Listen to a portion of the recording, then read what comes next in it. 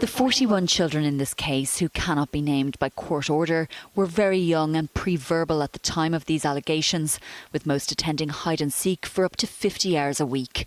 It was claimed they were treated in an unacceptable way, which led to them becoming stressed, resistant to attending creche, and their progress seeming to go backwards.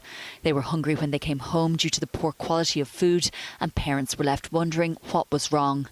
It was also alleged there were overcrowded conditions in the facilities and the staff were poorly trained. They claimed they'd suffered damage due to negligence and a breach of duty as a result of the poor practices in the creches, which were exposed in an RT primetime report in 2019. The operators of Hyde and Seek and its owners Anne and Peter Davey and their daughter Siobhan had denied all of the claims. The family's senior counsel John Gordon told the court that a settlement of €15,000 each, or a total of $615,000, had been reached through mediation. There was no admission of liability.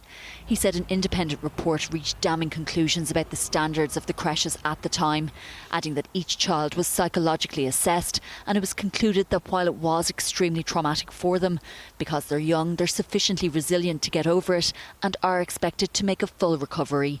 He said the parents paid for these assessments and will be reimbursed as part of the settlement. Mr. Gordon said they were satisfied with the settlement, as it was the maximum amount for a transient psychiatric injury and would avoid them having to go to trial.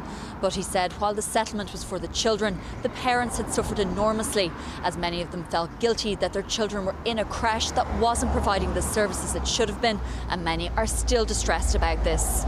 Mr. Justice Paul Coffey said it was a distressing case and approved the settlements, which are to be paid into court. Nicole Gernan, Virgin Media News at the High Court.